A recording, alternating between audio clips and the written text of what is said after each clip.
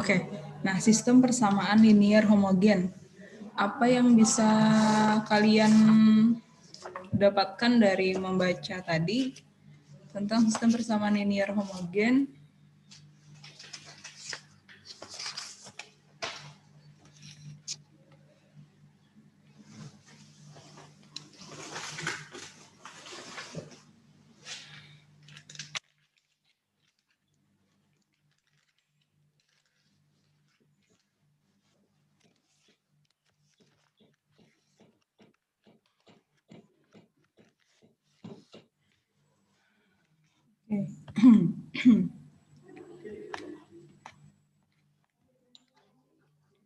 Nah, di sini sebuah sistem persamaan linier dikatakan homogen jika semua suku konstannya itu sama dengan 0. Nah, di sini yang menjadi suku konstannya itu yang di sebelah kanan dari tanda sama dengan ini. Nah, ini kan semua suku konstannya itu sama dengan 0. Nah, ini dinamakan sistem persamaan linier homogen. Nah, tiap-tiap sistem persamaan linier homogen adalah sistem yang konsisten. Kemarin masih ingat sistem yang konsisten itu apa? Kemarin kan ada konsisten dan inkonsisten. Masih ingat lah apa?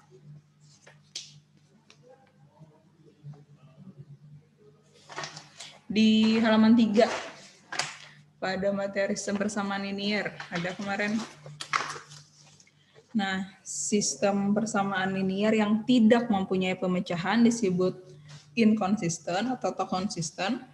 Lalu jika ada setidaknya satu pemecahan, maka sistem persamaan tersebut dinamakan konsisten. Nah, di sini tiap-tiap dari sistem persamaan linier homogen ini adalah sistem yang konsisten, artinya sistem yang punya pemecahan. Nah, kenapa? Karena ketika kita masukkan X1-nya sama dengan 0, X2 sama dengan 0, hingga Xn sama dengan 0, maka itu adalah pemecahannya. Kan ketika kita masukkan semua variabelnya tuh sama dengan 0, maka akhirnya kan sama dengan 0 di ruang kanannya. Nah, pemecahan ini, pemecahan yang semuanya, semua variabelnya X1 sampai Xn itu sama dengan 0, itu disebut pemecahan trivial atau trivial solution. Nah, jika ada pemecahan lain, berarti jika yang ada misalnya X1-nya sama dengan 1, X2-nya sama dengan 2, misalnya pemecahannya. Nah, itu dinamakan pemecahan tak trivial atau non-trivial solution. Sampai sini dulu bisa dipahami lah. Bisa, Bu. Oke. Ada yang ditanyakan dulu? Belum ada? Nah, oke, tadilah kan ada sistem persamaan linier. Kemarin kan sistem persamaan linier ada yang punya satu pemecahan, tidak punya pemecahan, ada yang tak terhingga pemecahan, seperti itu kan kemarin itu. Nah, sistem yang punya pemecahan disebut sistem yang konsisten. Kalau tidak punya pemecahan, inkonsisten. Nah, di sini ada SPL homogen jika semua suku konstannya sama dengan 0. Lalu, SPL homogen ini adalah sistem yang konsisten. Nah, selanjutnya,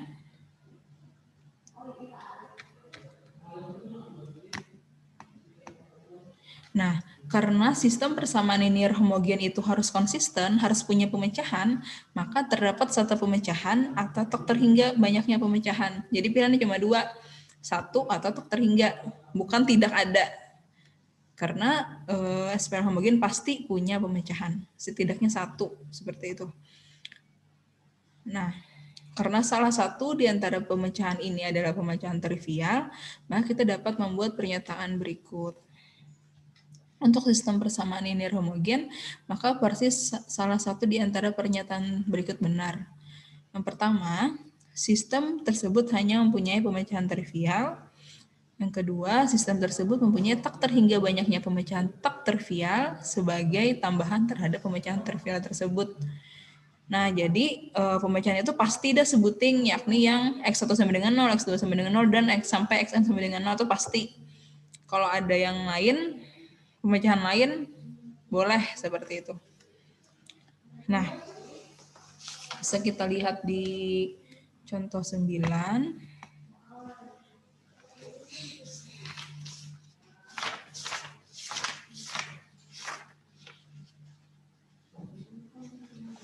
Nah, di contoh 9 ini kita lihat ini adalah sistem persamaan linear homogen.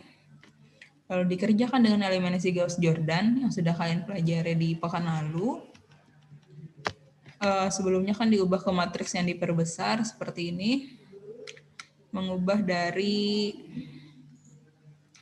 bentuk sistem persamaan linear ke bentuk matriks sudah bisa ya. Lalu dengan beberapa langkah didapatkan bentuk hasalan baris reduksi. Nah, seperti ini. Dengan eliminasi Gauss-Jordan. Nah, setelah dapat bentuk seperti itu, kan pemecahannya adalah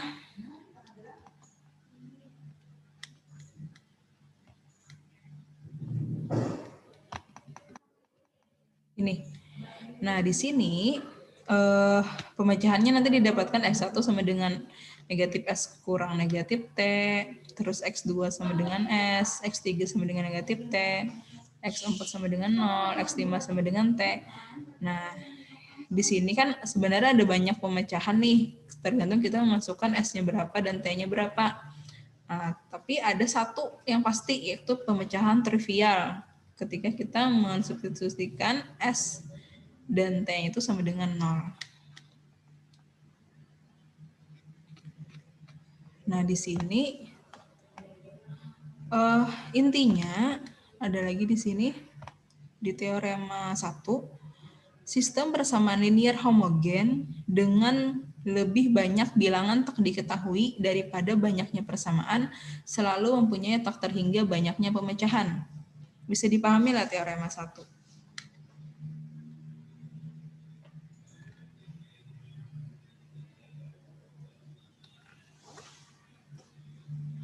Bisa dipahami untuk teorema 1 itu maksudnya seperti apa? Atau ada yang bisa memberikan contoh?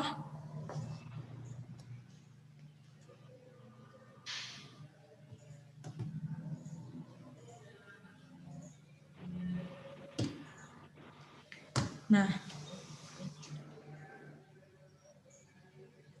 sudah paham kah bingung kah yang teorema 1?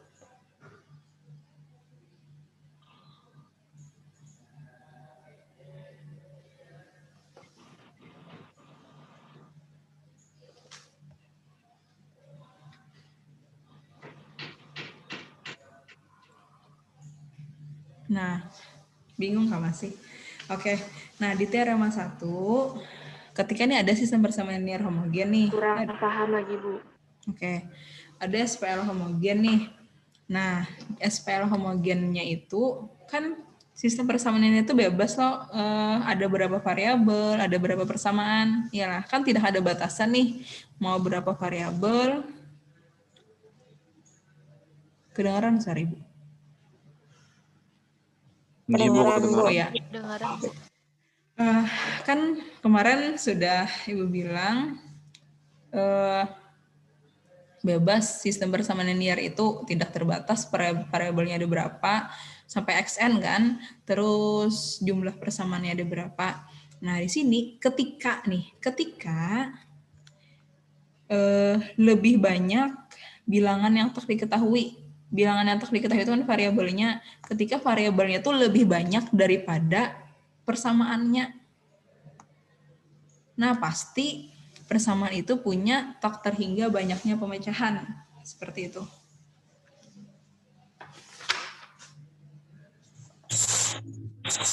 Bisa dipahami? Ketika banyaknya variabel itu lebih banyak dari banyaknya persamaan, maka dia selalu punya tak terhingga banyaknya pemecahan. Contohnya itu yang contoh 9 tadi. Contoh 9 di sini ada berapa variabelnya di contoh 9?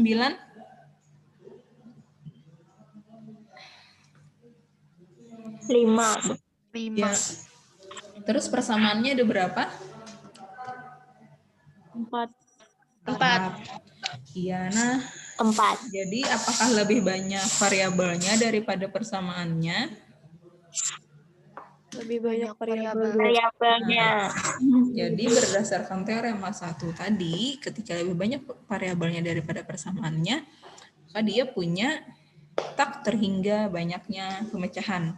Bisa kita lihat dari sini tadi, nih, ketika kan X1 sama dengan negatif S kurang T, sampai X5 sama dengan T ini kan ketika kita masukkan S-nya berapa, X-nya 1, S-nya 2, S-nya 3, T-nya 1, T-nya 2, T-nya 3, dan seterusnya kan itu banyak banget tuh pemecahannya, tidak terhingga, seperti itu.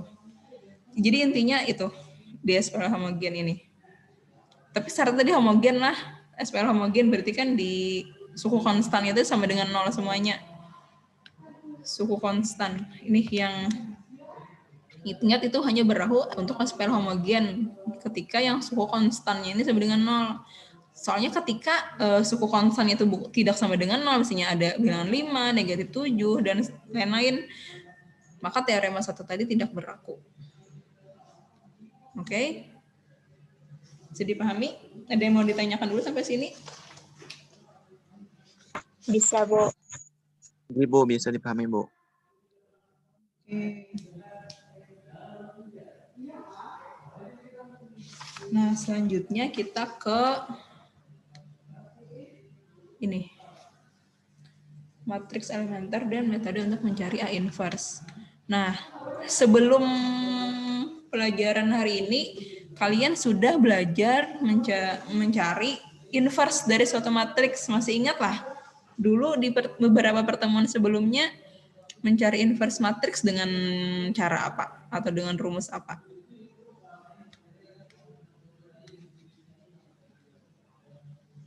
Yang pakai 1 per determinan dikali adjoin itu, Kak, Bu. Ya, betul. Nah,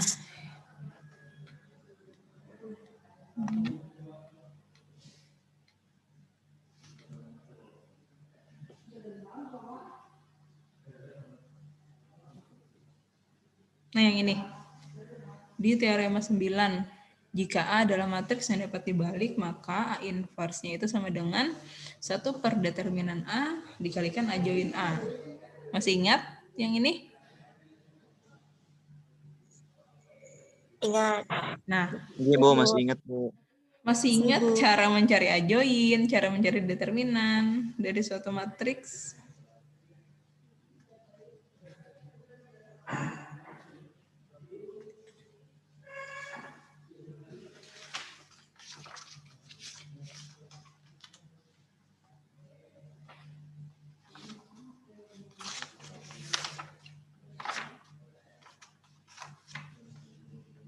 Diingat-ingat lagi ya nanti ya, gimana cara mencari.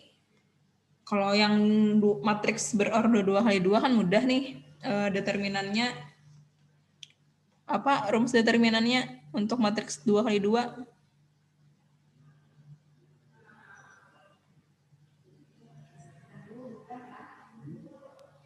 Ada dikurang BC. Iya. Terus A join-nya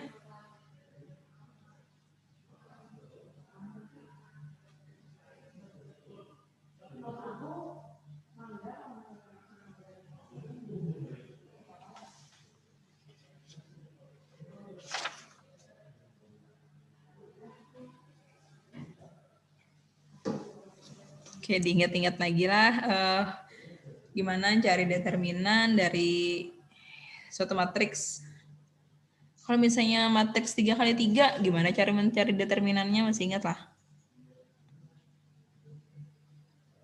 Tambahkan 2 di belakangnya. Tambahkan Awal. Metode Sarus.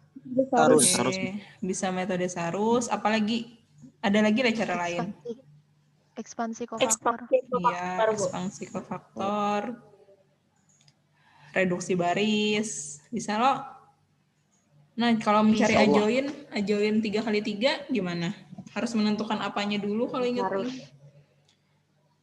Untuk mencari A join matriks 3x3. harus menentukan apanya Baris dulu? jadi kolom. Ekspansi Baris jadi kolom. ditransposkan dulu, Bu. Oke, Iya, sebelum ke transpos. Kofaktor A. Iya, ada kofaktor, ada minor kemarin lah. Ingat harus menentukan kofaktornya dulu. Lalu ditransposkan tuh dapatlah adjoin dari matriksnya. Ini tidak terbatas hanya 3x3, bisa matriks n kali n. Oke, diingat-ingat lagi cara mencari inverse dari suatu matriks. Nah, sekarang hari ini ada cara lain nih dalam mencari inverse dari suatu matriks. Nah, di sini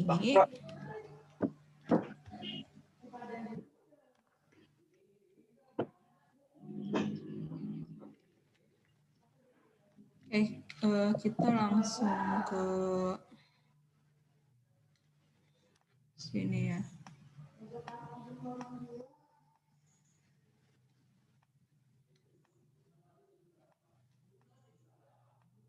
Inti dari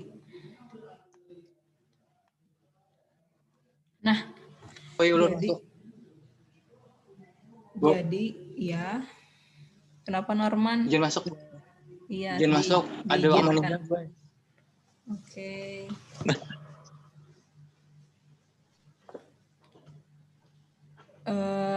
Di sini ada cara lain untuk mencari inverse dari suatu matriks. Nah, di sini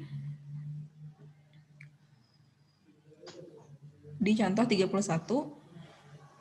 Nah, ada di sini suatu matriks 3x3, matriks A. Kita ingin mereduksi A pada matriks satuan dengan menggunakan operasi-operasi baris dan menerapkan operasi ini secara serempak pada I. Nah, I ingat masa I itu apa? Matriks identitas. Ketika I3 berarti matriks identitas untuk ukuran 3x3, maka bentuknya seperti ini. Masih ingat kan tentang matriks identitas? Masih. Pokoknya diagonal utamanya itu ke 1, bilangannya 1, selainnya 0. Nah, untuk menghasilkan A inverse. Hal ini dapat dirambungkan dengan menggandengkan matriks satuan tersebut ke kanan A dengan menerapkan operasi-operasi baris pada kedua ruas sehingga ruas kiri tereduksi pada matriks identitas. Maka matriks akhir yang mempunyai bentuk I garis inverse ini perhitungan bisa dilakukan sebagai berikut. Nah, jadi ini dari matriks A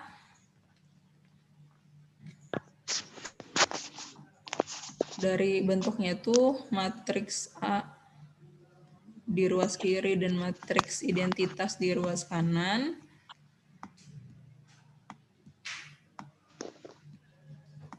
Nah, mau kita operasikan sehingga menjadi ini. Sehingga di ruas kiri yang matriks A tadi itu menjadi matriks identitas. Nah, ketika kita menjadikan di A itu menjadi identitas, maka di kanannya itu berubah menjadi A inverse. Nah, itulah inverse dari matriks A. Nah, ini kita ingin bergerak dari ini A identitas ini ke identitas dan A inverse seperti itu. Nah, oke, kita lihat langkah per langkahnya.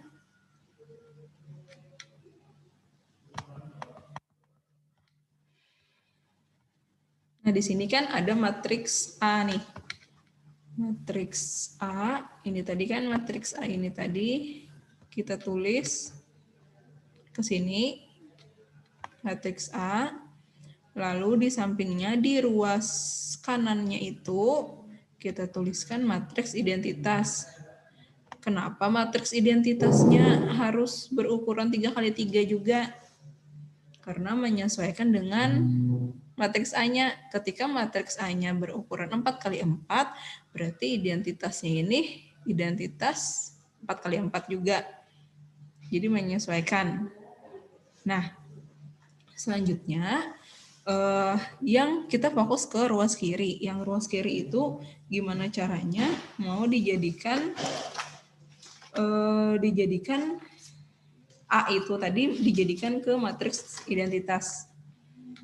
Nah, matriks identitas bentuknya seperti apa? Yang seperti ruas kanan ini. Jadi kita sebenarnya mau menjadikan yang ruas kiri ini menjadi seperti ruas kanan. Nah, langkahnya sebenarnya bebas mau ngapain dulu. Tapi di sini kita lihat dia mau menjadikan,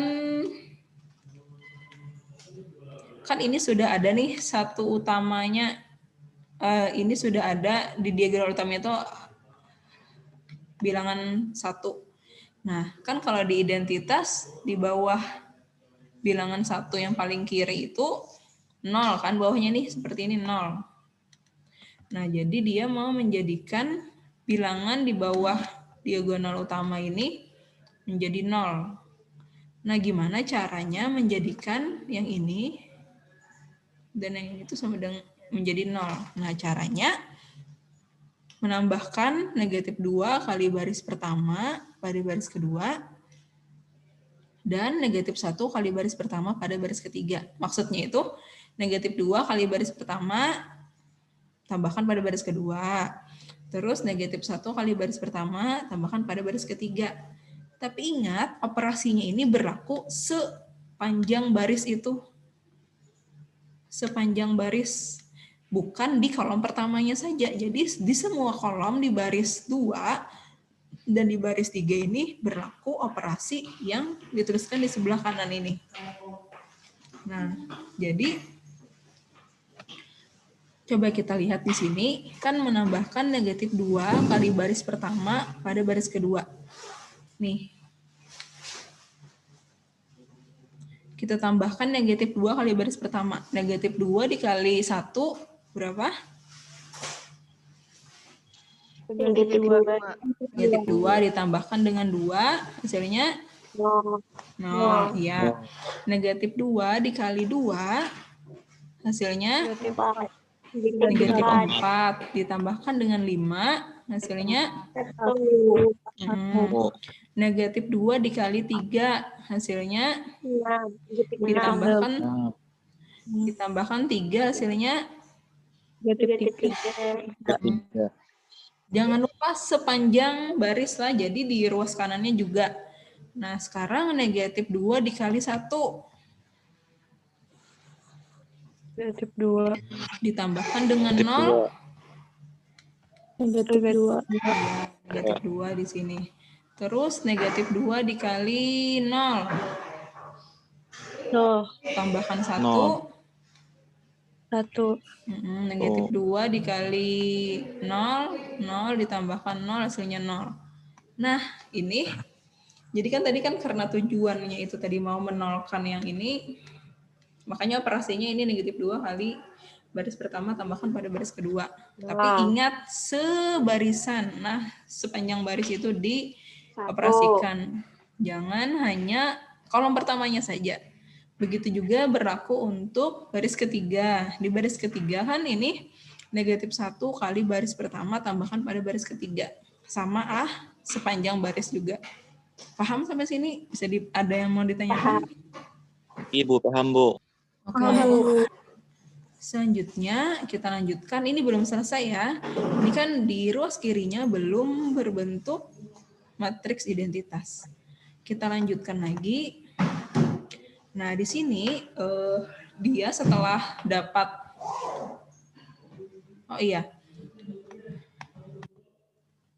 ini ketika kita mengoperasikan yang ini tadi secara tidak sengaja juga mendapatkan yang 5 ini berubah menjadi 1.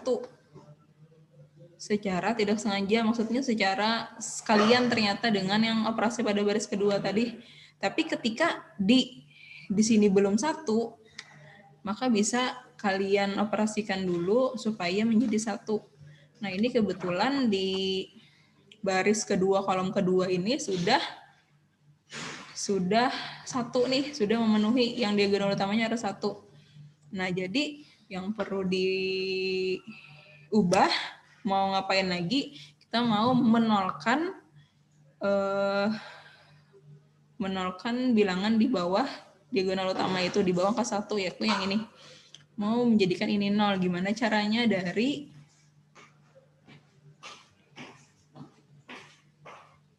Dari matriks yang sebelumnya tadi.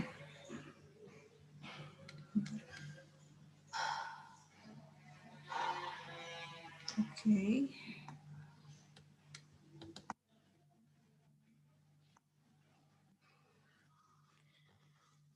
Nah, selanjutnya setelah itu mau ngapain lagi? Nah, mau menjadikan ini tadi kan sudah diagonal utamanya sudah 1, terus di bawahnya ini 0. Nah, sekarang diagonal utama yang terakhir, yakni yang ini. Mau dijadikan 1. Gimana caranya negatif 1 ini berubah menjadi 1.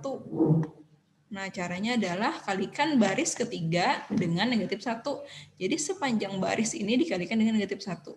Bisa kita lihat lah, ini kan negatif 5 dikalikan negatif 1 jadi 5. 2 jadi negatif 2, 1 jadi negatif 1. Oke, sudah nih, dapat dah semuanya itu di diagonal utamanya tuh sudah 1 semua. Terus di bawah diagonal utama tuh sudah 0 semua. Jadi yang mau dilakukan selanjutnya adalah yang di atas diagonal utama mau kita jadikan 0 semuanya. Nah, di sini ini duluan, di kolom 3 duluan. Sebenarnya bisa aja yang di kolom 2 duluan yang dijadikan 0, nggak ada masalah. Nah, ini kita perlu operasi ini lagi, menambahkan 3 kali baris ketiga pada baris kedua dan negatif 3 kali baris ketiga pada baris pertama. Selanjutnya sudah ini 0, baru yang 2 ini kita jadikan 0 juga. Nah, sekarang di matriks terakhir ini, di sebelah kirinya sudah berubah menjadi matriks identitas dari matriks A yang tadi. Nah, lalu di sebelah kanannya ini, nah inilah yang dinamakan inverse dari matriks A ini. Jadi A inverse adalah ini tadi negatif 40, 16, 9, 13, negatif 5, negatif 3, 5, negatif 2, negatif 1. Nah, jadi dengan metode ini bisa dengan mereduksi matriks A pada matriks satuan dengan menggunakan operasi baris ini, kita bisa mencari inverse dari matriks A itu. Nah, jadi tidak perlu mencari determinan dari matriks A, terus mencari adjoin, yang mana adjoin itu mencari minor, kofaktor. Kalau ditransposkan, seperti itu kan. Nah, hasilnya sama. Bisa kalian coba sendiri, bandingkan nih matriks A yang dihitung dengan cara ini, lalu yang dihitung dengan cara yang determinan dan adjoin. Apakah hasilnya sama? Insya Allah hasilnya sama. Jadi bisa memilih ketika di soal itu tidak diharuskan menggunakan cara apa, berarti kalian boleh memilih ketika ditanyakan inverse dari suatu matriks, boleh menggunakan yang determinan dan adjoin maupun yang ini. Tapi ketika di soal itu ada perintahnya, gunakanlah ini. Nah, berarti harus gunakan cara yang ditentukan lah. Kada boleh menggunakan cara yang lain.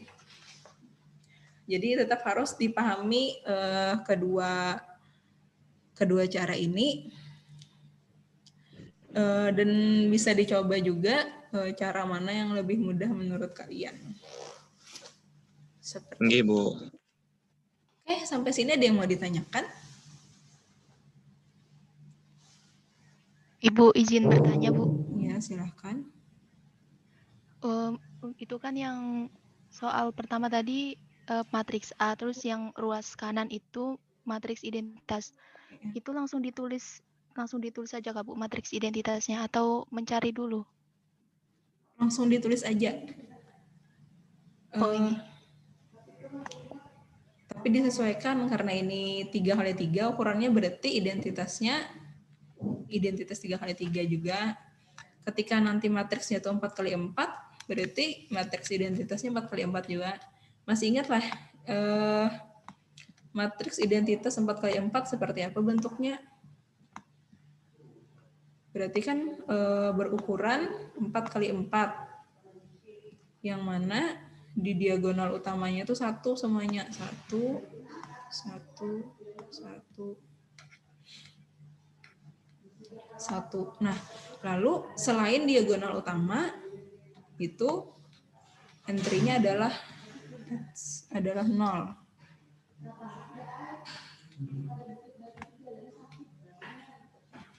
Berarti di sininya itu 0,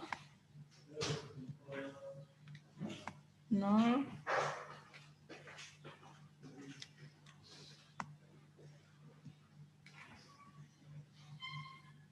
masih ingat yang ini?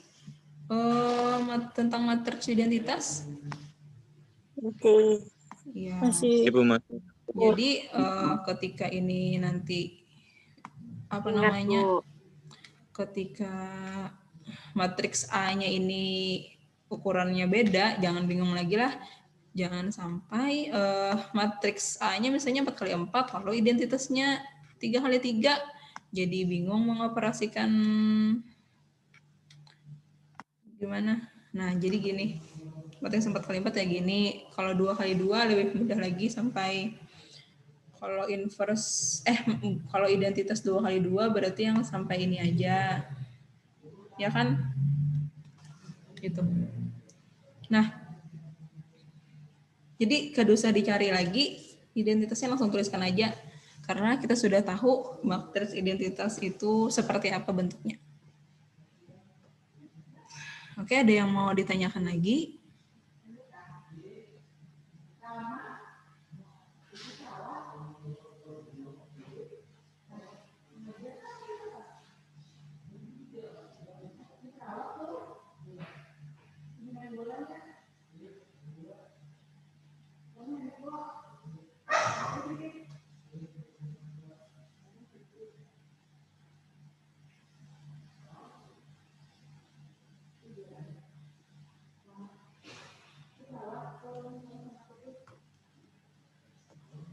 Ada yang mau ditanyakan?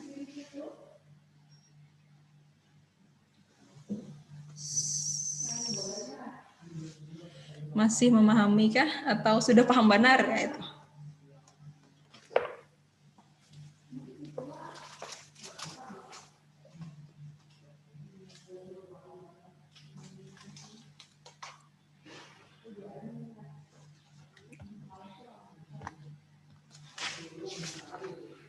Chandra bertanya kan, Bu? Iya, silakan. Misalkan baris 1 kolom 1-nya itu 0, baris 3 kolom 3-nya itu 1, berarti harus ditukar lah, Bu. Gimana ulangi. Ketika yang di baris 1 kolom 1-nya itu 0. Di baris 3 kolom 3-nya 1. Berarti harus ditukar lah. ya, ditukar supaya membentuk Identitasnya Pang, Bu. Ditukar juga. Nah, ini loh, yang ininya 0 kayak itu lah. Yang ininya 1 kayak itu loh. Kayak itu kan maksudnya? Ya, baris 3 kolom 1. Oh, baris 3 kolom 1. Oke. Oke, di sininya 0, di sininya 1. Nah, ditukar barisnya. Jadi yang apa namanya, yang identitasnya juga ditukar. Oh, ini, Bu. Oke.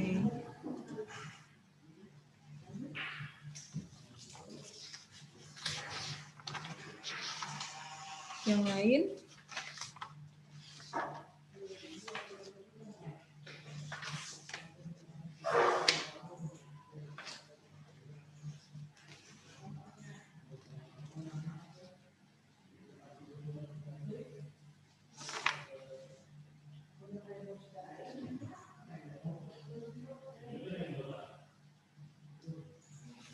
Jadi langkah-langkahnya ini mengikuti langkah-langkah yang dieliminasi Gauss. Kan kalau dieliminasi Gauss bisa kan ditukar. Jadi sebenarnya bisa aja.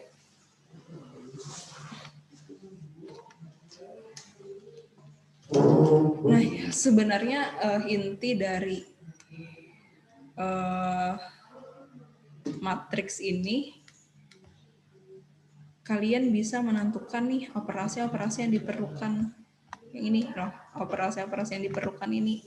Kan di eliminasi Gauss pun juga perlu ini loh, perlu tahu tujuan kita mau ngapain, terus gimana caranya menggapai tujuan, seperti itu kan. Ini kan di sini tujuan kita mau menjadikan di bawah diagonal utama ini jadi 0. Gimana caranya menggapai tujuan ini? Oh, dengan menambahkan negatif 2 kali baris pertama pada baris kedua, seperti itu. Jadi tahu dulu apa yang mau kita lakukan, tujuannya itu mau ngapain, lalu gimana caranya mencapai tujuan itu. Seperti itu.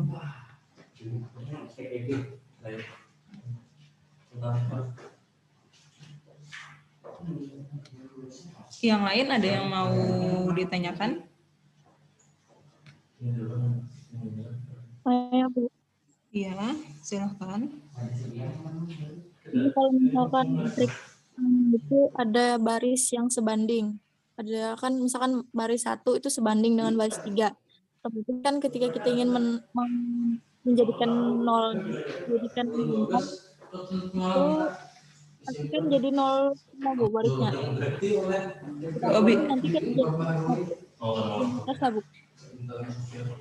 Bisa diulangi, Mayada, putus-putus.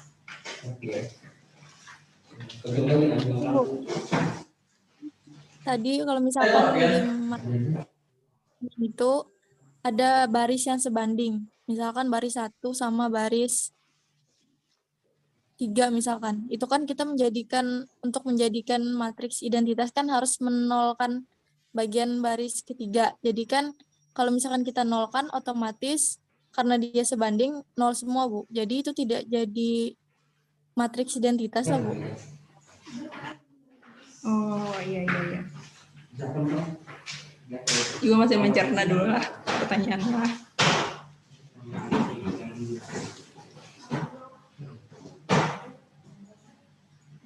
Ketika tadi ada yang sebanding.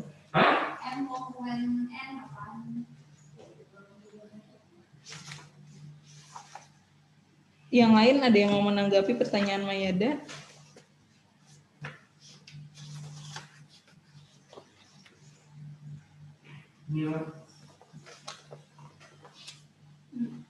Kalau N berarti ada N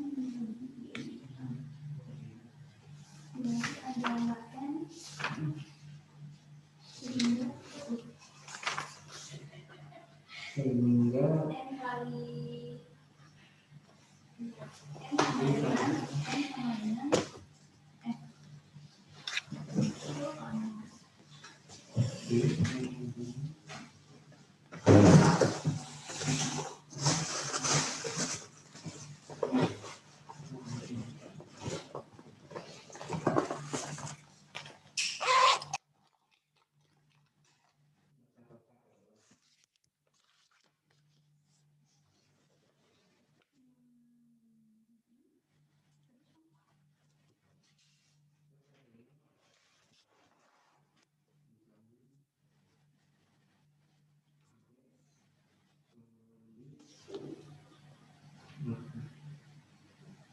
Nah, ini kan solusinya X namanya Y dikurangkan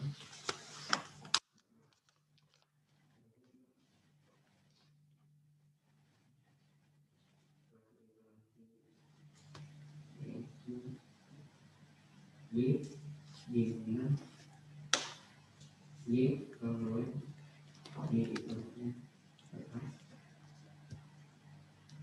Oke. Pertanyaan dulu, apakah ada? Oke. Nah, apakah bisa tadi itu ketika solusi lain? Ada yang sebanding. Terus ketika mau menolkan seperti itu kata di Mayada, ketika mau menolkan yang di baris ketiga itu kita dapat apa jawaban? Oh iya. Nggih, kalau misalkan matriksnya sebanding kan otomatisnya kada bisa inverse karena determinannya sama dengan 0. Padahal kan pengertian inverse jadi tidak boleh sama dengan 0. Nah, itu ada lagi di kaitannya di bab yang menghitung determinan dengan reduksi baris. Ketika itu ada di contoh 15 di halaman 69. Ketika matriks punya dua baris yang sebanding, maka determinannya sama dengan 0. Seperti itulah. Ya. Nah, berarti apa nih yang bisa kalian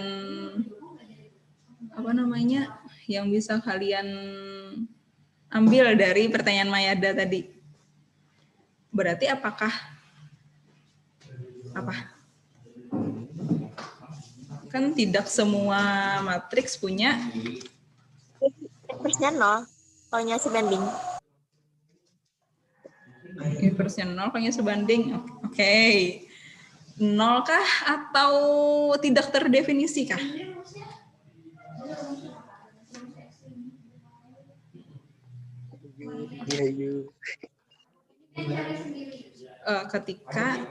Ketika determinannya itu 0, ini punya inverse kah ada? Nah, itu ada tuh di pelajaran yang telah lalu tuh. Iya.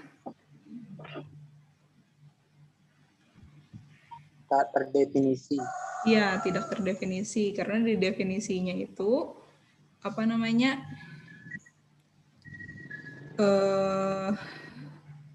untuk yang determinannya tidak sama dengan 0, baru rumus yang itu tadi berlaku. Yang ini, jika A matriks yang dapat dibalik. Nah, tapi pengertian A yang dapat dibalik tadi kan determinannya tidak sama dengan 0. Oke, terima kasih Mayada atas pertanyaannya yang dijawab sendiri. Yang lain, ada yang mau bertanya?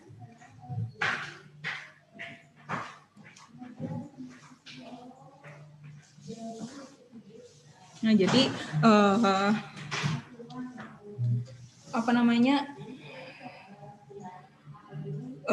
materi ini masih berkaitan lah dari yang sebelum-sebelumnya juga. Bagus tadi pertanyaan Mayada tentang yang baris yang sebanding. Nah, jadi mengingat lagi, oh ternyata yang punya inverse itu yang determinnya tidak sama dengan 0, seperti itu lagi. Karena di sini kan kita tidak lagi membahas determinannya tidak sama dengan 0. Langsung aja ke perhitungannya yang ini dengan reduksi ini. Tapi tetap harus diingat. Nah, jadi tetap ketika ketemu soal, cek dulu determinannya berarti. Kalau sama dengan 0 berarti bisa digunakan teorema ketika determinannya tidak sama dengan 0. Ketika determinannya sama dengan 0, maka dia inverse-nya tidak terdefinisi atau tidak punya inverse. Oke, ini otomatis sudah hatam lah yang perkalian matriks, penjumlahan, pengurangan atau hatam sudahlah. Kalau sudah sampai ke determinan, ke inverse ini, jangan sampai pas di sini misalnya soalnya tentukan inverse dari, misalnya ada soal diketahui matriks A 3 kali 3 misalnya. Bentar. Baterai ibu mau habis, ibu ambil lagi.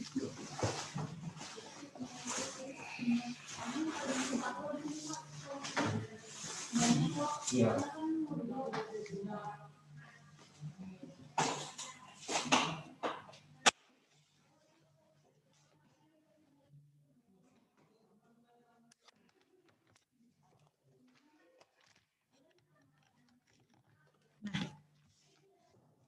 Oke, ketika di soal misalnya ada Matriks A 3 kali 3.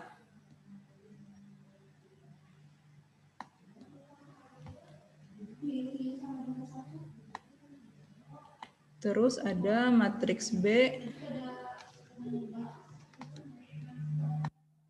ukuran 3 kali 3 juga misalnya.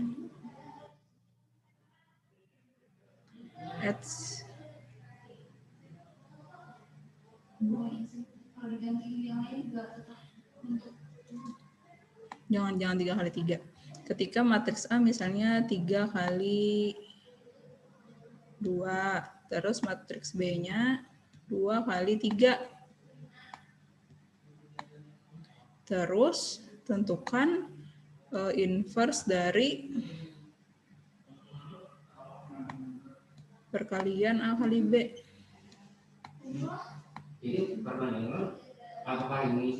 Nah, ini kan angka pertamanya harus ngapain dulu?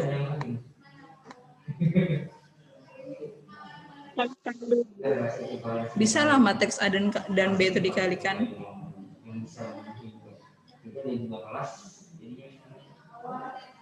Bisa, kenapa alasannya? Baris matriks A sama dengan kolom matriks A sama dengan baris matriks B. Iya. Jadinya bisa dikalikan. Karena ini sama-sama 2, ya lo. Nah, hasil kalinya berbentuk apa? AB itu berbentuk apa? Berukuran berapa? Matriks A kali B? 3 kali 3. Iya, matriks AB itu 3 kali 3. Nah, baru mencari inverse-nya ketika dikalikan dulu loh, kali B, baru mencari inverse-nya, bisa dengan yang determinan dan adjoint tadi, bisa dengan reduksi ini. Nah, jadi Ibu anggap sudah hatam lah materi tentang perkalian matriks yang sebelum UTS itu. Jadi jangan sampai ketika misalnya di UAS ada soal seperti ini misal. Jangan sampai bingung, ini kayak apa nih cara menganunya? Kan A kali B, kayak apa cara mengalihkannya? Jangan sampai kebingungan lagi cara mengalihkan matriks nih, karena itu materi yang pertama benar tuh di pertemuan awal-awal tentang perkalian matriks. Jadi kalau sudah ada pertanyaan gini, berarti kalikan. Lalu diinverskan dengan metode apapun tergantung soalnya. Nah, jadilah yang kayak atau misalnya di sini A tambah B diinverskan, bisa jadi ketika A dan B-nya bisa dijumlahkan. Nah, bisa jadi soalnya seperti itu. Jadi jangan dilupakan cara menjumlahkan matriks, cara mengalihkan matriks. Cara mengalihkan matriks dengan skalar, matriks dengan matriks. Jangan dilupakan lah. Setiap anggota ini kan pasti selesai. Tapi apakah hanya ini? Materinya betul materinya itu materi UAS itu setelah UTS, tapi bisa jadi ada soal seperti ini yang memerlukan perkalian. Perkalian itu sebenarnya sebelum UTS materinya. Jadi Bu, maka materinya sesudah UTS aja. Kan ini Ibu anggap sudah bisa perkalian matriks, seperti itulah. Oke, jadi jangan dilupakan dari materi yang awal-awal yang masih berkaitan dengan yang setelah UTS. Oke, ada yang mau ditanyakan lagi? Ini pertemuan terakhir soalnya, sebelum UAS. Insya Allah 2 minggu lagi lah kita UAS tanggal 16 Juli. Soalnya UAS berapa soal, Bu? Belum Ibu bikin soalnya. Anak berapa soal? Ini 10 aja gue sorangan. Siapa yang anak 10? Yudi kah? Yudi, Bu. Udah, Bu, turun 5. Yudi 5, tapi anaknya ada 3, jadi 15. Yang lainnya 10, tapi ada banyak. Akun kah? Terlalu problem.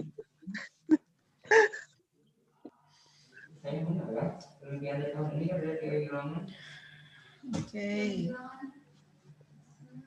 Ada yang mau ditanyakan? Jadi ini jangan sampai lupa juga lah syarat matriks yang bisa dikalikan. Bisa jadi soalnya tuh sebenarnya karena kalau dikalikan jadi ya ngapain mencari inverse-nya. Jadi harus punya argumen, ini A kali B tidak bisa dikalikan karena tidak memenuhi syaratnya. Jadi tidak bisa dicari inverse-nya. Harus punya argumen, itu jangan kebingungan. Jadi harus ingat syarat matriks bisa dijumlahkan, syarat matriks bisa dikalikan. Seperti itu. Ada yang mau ditanyakan?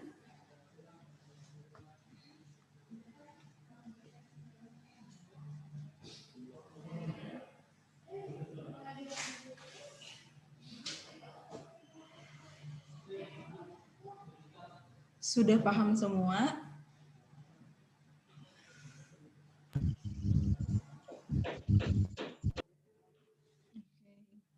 Nanti sebelum UAS jangan lupa hubungi dosen pembimbing akademik masing-masing untuk bimbingan sebelum UAS. Nggih, Bu.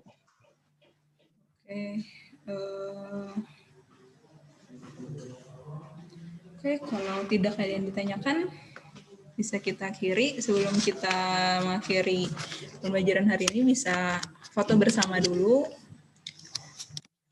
Karena ini pertemuan terakhir. Sudah ditunggu-tunggu kah? Besurui dulu, besurui.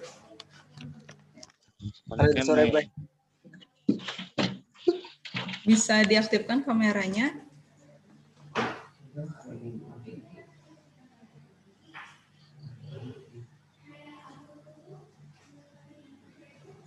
Siapa itu? My name is no. 1, 2, 3. Oh, Norman, Bu. Iya. Norman Inggris ini. Norman, hidupi kamera Norman.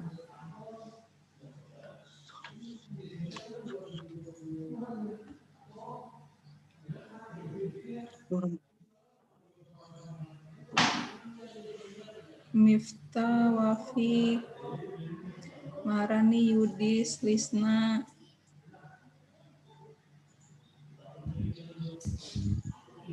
Kenapa Norman nih? Bujur-bujur Norman. Oke. Hitunglah 1, 2, 3. Oke, lagi 1, 2, 3. Oke, terima kasih atas perhatiannya. Terima kasih sudah mengikuti mata kuliah ini dengan baik selama 1 semester.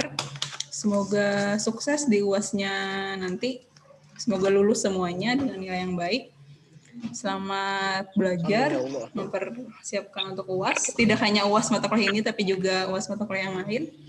Ibu memohon maaf jika selama 1 semester, bahkan 1 tahun ke belakang, jika ada kesalahan dan kekurangan.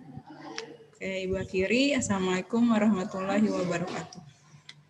Waalaikumsalam warahmatullahi wabarakatuh. Terima kasih, Ibu. Ya, terima kasih. Terima kasih, Ibu. Terima kasih.